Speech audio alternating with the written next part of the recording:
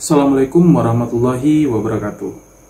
Saya Abdul Jalal, saya merupakan dosen tetap di program studi manajemen Fakultas Ekonomi dan Bisnis Maritim, Universitas Maritim Raja Ali Haji, dengan konsentrasi pada bidang manajemen strategik. Pada kesempatan ini, saya akan menjelaskan salah satu mata kuliah yang saya ampu, yaitu mata kuliah manajemen strategik, dengan metode DIA, Delivery, Interaction, dan Assessment. Video ini merupakan bukti pernyataan diri dosen dalam unjuk kerja pengajaran sebagai salah satu persyaratan sertifikasi dosen tahun 2024. Selanjutnya, saya akan menjelaskan deskripsi dan informasi umum mata kuliah manajemen strategik. Mata kuliah manajemen strategik merupakan mata kuliah inti manajemen yang terdiri dari 3 SKS dan dapat diambil oleh mahasiswa pada semester 7. Mata kuliah ini merupakan mata kuliah keilmuan dan keterampilan yang memberikan wawasan pengetahuan mengenai manajemen strategis perusahaan yang meliputi 3 tahapan utama dari manajemen strategis, yaitu memformulasikan strategi, mengimplementasikan, dan mengevaluasi strategi tersebut. Diharapkan dari pemahaman konsep yang meliputi 3 tahapan utama manajemen strategis tersebut, mahasiswa dapat mengaplikasikannya pada kondisi, organisasi, atau institusi yang sebenarnya. Delivery. Pada kegiatan di dalam kelas, umumnya saya menyelenggarakan dengan membagi menjadi 3 section, yaitu Introduction, Presentation, and Class Closing section. Pada Introduction section, saya mengalokasikan sekitar 5-7 menit untuk menyapa mahasiswa, di mana titel ini dibutuhkan untuk menarik perhatian mahasiswa dan memastikan bahwa mereka sudah siap untuk menerima materi pembelajaran. Selanjutnya, presentation section, materi disajikan menggunakan bahan tayang berupa video dan PowerPoint dengan melampirkan referensi baik berupa textbook maupun jurnal yang relevan dengan materi yang disampaikan.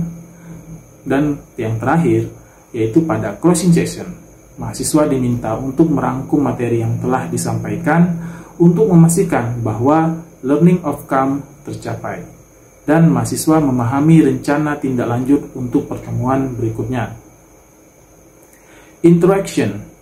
Interaksi dengan mahasiswa baik di dalam kelas dan di luar kelas biasanya saya lakukan dengan teknik diskusi, question and answer, serta sharing section baik secara langsung maupun dengan memanfaatkan media WhatsApp dan Google Classroom. Assessment.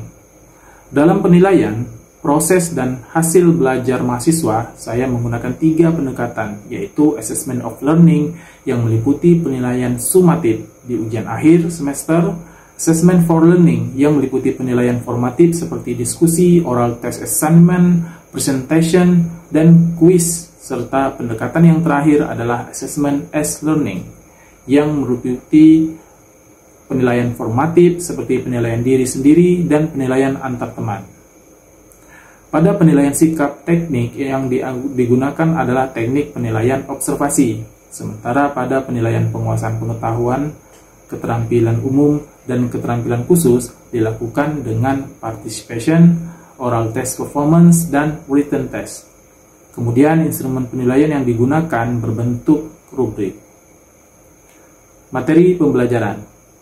Pada mata kuliah manajemen strategis, materi pembelajarannya meliputi ruang lingkup manajemen strategis, di antaranya the nature management strategies, internal assessment, external assessment, strategy analysis and choices, strategy and action, implementing strategies, management issues, implementing strategies, marketing and finance issues, implementing strategies, R&D and human resource issues, strategies, evaluation. Saya menggunakan beberapa buku referensi dan buku ajar manajemen strategik yang disusun dan dikembangkan bersama dosen mata kuliah manajemen strategis lainnya. Demikianlah pemaparan 3 aspek yang saya terapkan dengan delivery, interaction, dan assessment pada mata kuliah manajemen strategik. Selanjutnya, saya akan menampilkan proses pembelajaran micro-teaching secara luring untuk mata kuliah manajemen strategik yang saya ajarkan. Pada video pembelajaran ini, metode pembelajaran yang digunakan adalah case method dengan materi yang dibahas adalah strategi analisis SWOT. Pada pembelajaran ini, mahasiswa diminta untuk memilih satu contoh produk yang diterapkan dalam analisis SWOT. Penilaiannya meliputi ketepatan penjelasan dan kreativitas, dan serta alur cerita. Selamat menyaksikan. Assalamualaikum warahmatullahi wabarakatuh. Waalaikumsalam warahmatullahi wabarakatuh. Apa kabar semuanya? Baik. Oke. Sebelum kita mulai kegiatan kita pada hari ini, saya akan memanggil teman-teman semuanya. Kita lakukan presentasi terlebih dahulu ya. Herli Renala Purba. Oke. Apa kabar Herli hari ini? Sehat. Oke. Nur Aini Aziza. Sehat.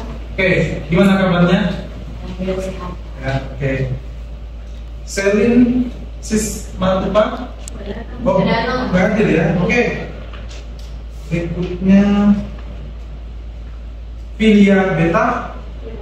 Gimana kabar Filia? Baik. Oke, Felicia. Gimana kabar Felis? Sehat. Sehat. Oke. Hermalia. Mana Hermalia? Hermalia. Apa kabarnya? Oke. Baik. Sebelum kita masuki, saya mau kasih satu gambar. Ini.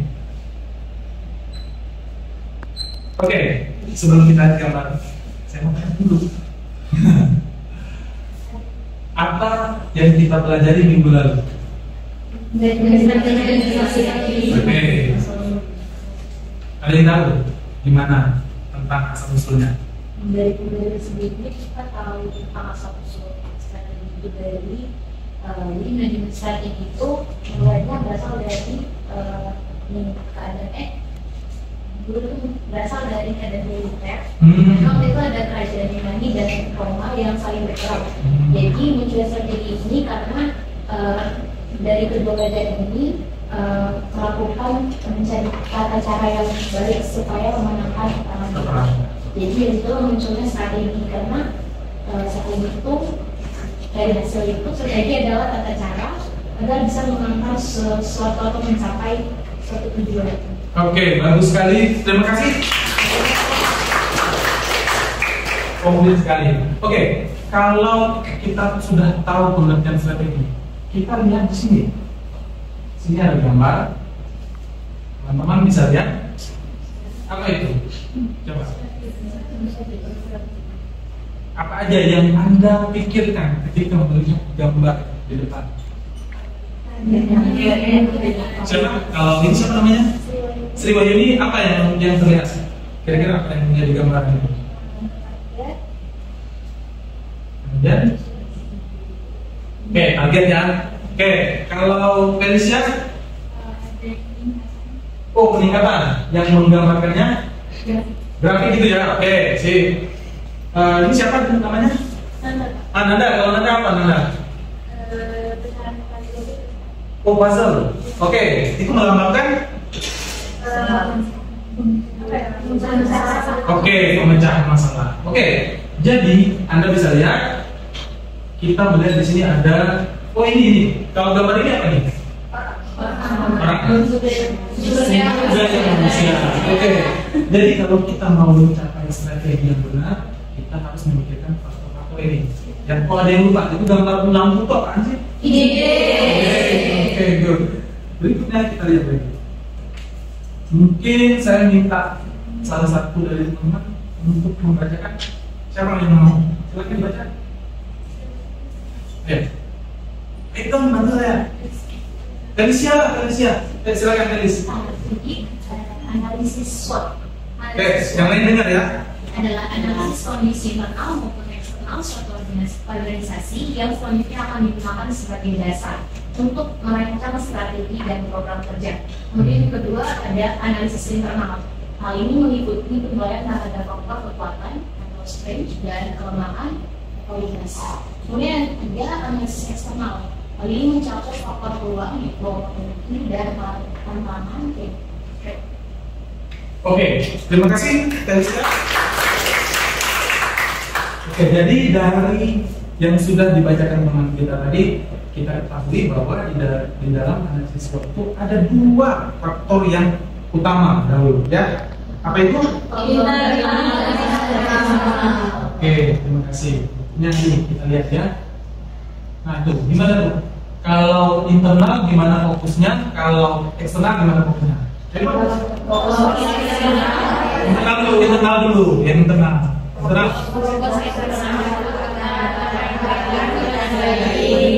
kalau eksternal.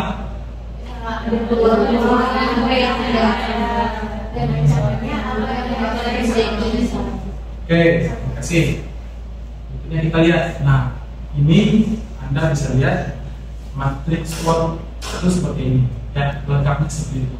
Jadi di situ kita bisa lihat yang di atas ada internal factor evaluation, kemudian yang di bawah ada external factor evaluasi. Kalau dari yang internal ada apa aja? Strength melambangkan kekuatan, kemudian kemudian kalau dari eksternal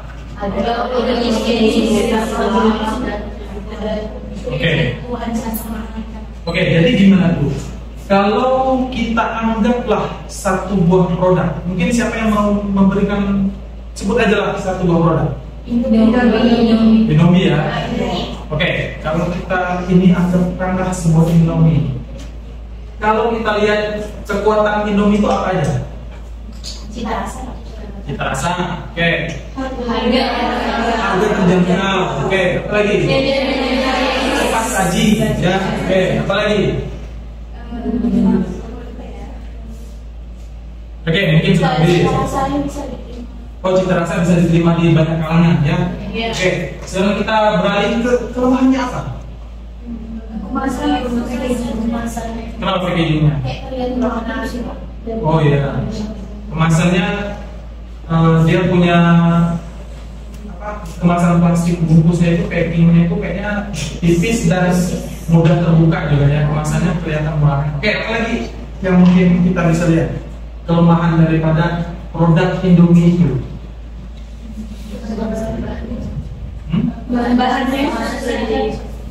Kelemahannya bahannya ya, bahannya udah susah dicari juga. Oke, apa lagi? Ada lagi yang kita bisa lihat dari kelemahan dari produk tadi? Tadi mau bilang apa tadi? Apa? Oh iya, preferensi konsumen ya. Misalnya seperti apa preferensi konsumen ini? Karena ini termasuk makanan yang tidak sehat. Oke, betul sekali. Oke, kasih Pak. Nah, memang kalau kita lihat itu juga menjadi bagian kelemahan ya, karena masyarakat kita juga walaupun mereka suka banget dengan Indomie, tapi ada juga semacam keinginan untuk sehat sehingga melihat Indomie ini sebagai makanan yang tidak sehat, sehingga itu bisa menjadi kelemahan daripada produk Indomie. Oke, sekarang kita beralih ke faktor eksternalnya. Kalau tadi faktor internal, apa yang ada di dalam produk itu sendiri, sekarang faktor eksternalnya. Kalau eksternal dari segi peluang dulu, apa itu? Peluang dari Indomie ini yang menjadi peluangnya apa? Distribusi luas, negara kita besar ya, bersama. Oke, kemudian bisa juga menguasai ASEAN ya. Oke, berikutnya apa lagi? Ekspansi pasar internasional. Oh, ekspansi pasar internasional. Misalnya apa nih? Ya? Apa tuh? Apa bukti nyata bahwa dia sudah berekspansi internasional? Di Amerika itu dia memproduksi. Oke, di Amerika sudah. Terus apa lagi? Di Amerika ya.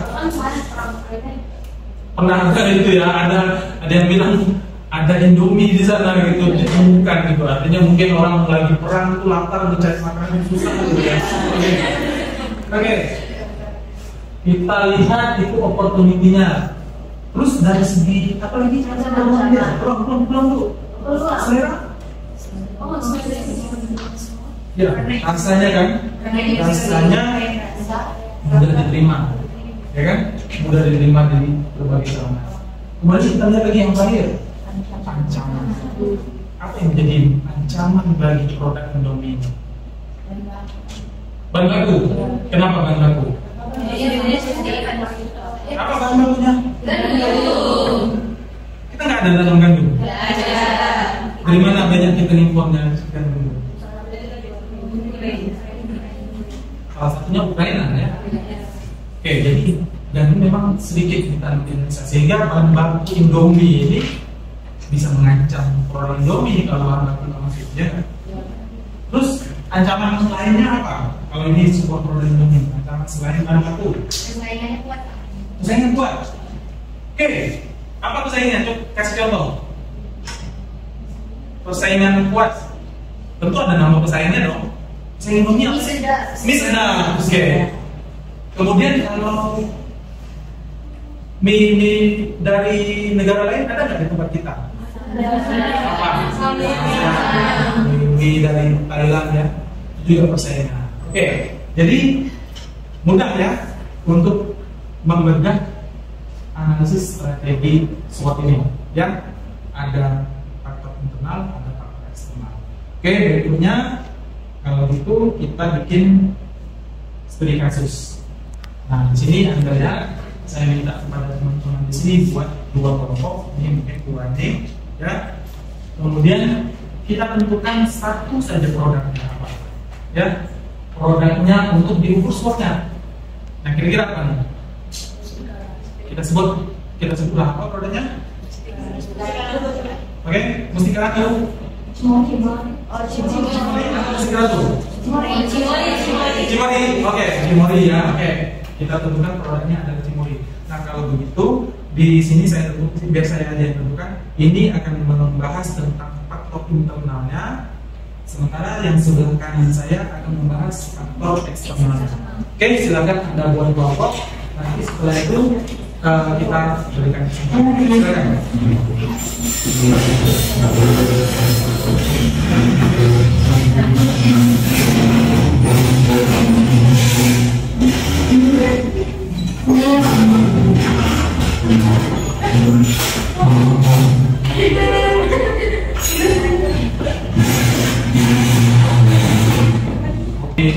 Ada namanya. Boleh dikat. Oke, silakan. Udah selesai? Sudah, ya, silakan kita balik lagi.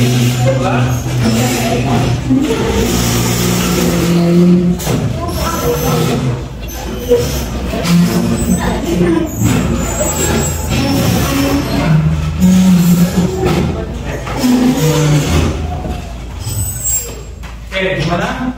Dari internal dan dari kelompok eksternal. Dari kelompok internal sudah dapat kesimpulannya? Sudah dapat pembahasan tentang produk Cimori ya. Oke, dari eksternal? Sudah Pak. Aman ya. Oke. Sekarang kita minta dari internal dulu, lebih dulu untuk menjelaskan apa aja sih yang terjadi pada produk Cimori. Silakan perwakilan. Saya dari sebagai perwakilan dari kelompok internal. Jadi kami ingin membahas mengenai strength dan weakness dari produk Cimori. Nah, yang pertama itu ada strength, kekuatannya adalah brand recognition. Nah, Cimori ini kan seperti yang kita tahu sudah dikenal luas di Indonesia. Nah, sebagai produk, gak cuma produk yogurt, tapi produk susu yang berkualitas tinggi. Nah, kemudian yang kedua itu ada produk vanity. Nah, Cimori ini kan tadi bukan cuma yogurt, tapi juga susu. Dan itu berbagai varian rasa yang memiliki. Dari berbagai macam buah dan sayuran juga ada. Ada juga yang kombinasi. Kemudian yang ketiga ada quality ingredients. Nah, sebagai produk Cimori ini dibuat dengan bahan-bahan yang berkualitas Pak, berkualitas tinggi, dan proses produksinya itu higienis. Jadi dalam setiap masnya itu tetap terjaga kualitas dari yogurt ini Pak. Semuanya kalau didengarkan ya. Kemudian yang keempat itu ada distribution network. Nah, dengan distribusi Cimori ini cukup kuat untuk mencapai berbagai daerah di Indonesia. Kemudian lanjut ke kelemahannya atau weakness. Yang pertama itu ada price point. Nah, produk Cimori ini seringkali berada pada titik harga yang lebih tinggi dibandingkan produk yogurt dari luar atau yang produk ya sudah kita impor. Ya. Nah, karena kan yang kita tahu salah satu kelemahannya produk Cimory ini juga yang kedua adalah ketergantungan pada pasokan bahan bakunya, Pak. Jadi bahan baku jadi masalah lagi dalam kelemahan produk Cimory ini. Bahan bakunya emangnya dari mana? Itu kita nggak stok dari dalam negeri, Pak. Kita impor juga. Impor juga. Iya, kadang pun bahan baku itu harganya nggak stabil. Oke. Makanya tadi harganya itu relatif lebih tinggi. Kemudian yang ketiga ada limited international presence. Nah, fokus pasarnya itu sebagian besar masih di Indonesia ya, Pak. Dia belum nyampe keluar, belum nyampe ke internasional. Nah, itu hasil dari kelompok. Oke, dari internal. Kasih aplaus dulu. Oke, berikutnya saya minta penjelasan dari kelompok eksternal. Silakan, siapa yang mau menjadi perwakilan? Siapa namanya? Saya Triwin. Oke. Perwakilan dari kelompok kedua. Oke, silakan.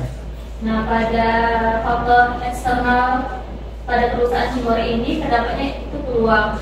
Nah, adanya itu diversifikasi produk, yang dimana Cimory ini dapat memperluas produknya dengan variasi rasa dan jenis susu yang lebih beragam untuk memenuhi berbagai pilihan konsumen.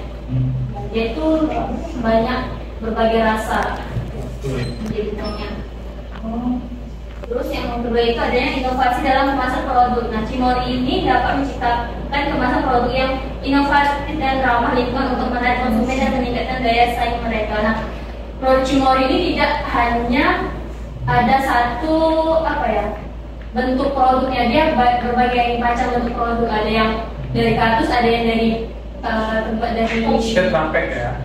Ya. Ya, tetrapek ya. Atau dari botol atau plastik gitu ya. Ya, dia banyak macam. Oke.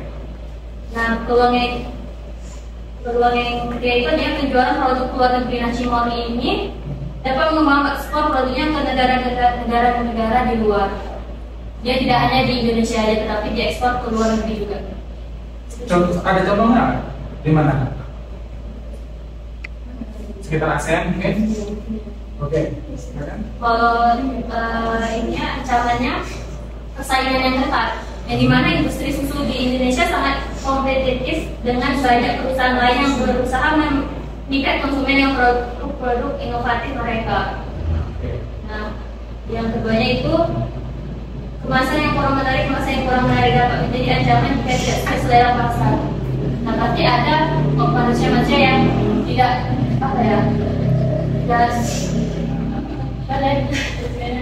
mungkin ada orang yang tidak tertarik dengan kemasan Cimory sehingga mereka tidak ingin membeli produk-produk tersebut. Kesan dari kemasannya masih kurang gitu ya.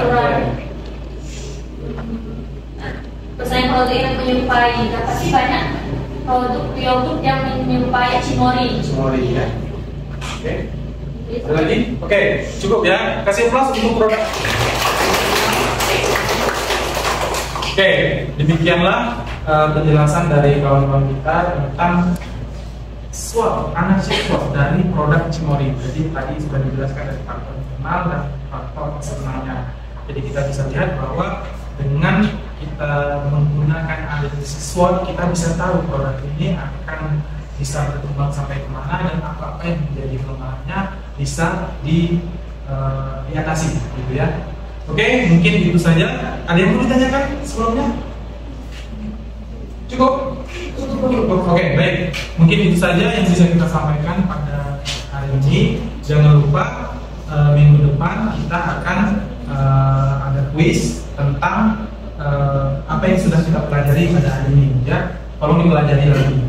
Mungkin tentang studi kasus yang lain. Oke, saya kira itu saja. Saya tutup. Wassalamualaikum warahmatullahi wabarakatuh. Waalaikumsalam warahmatullahi wabarakatuh.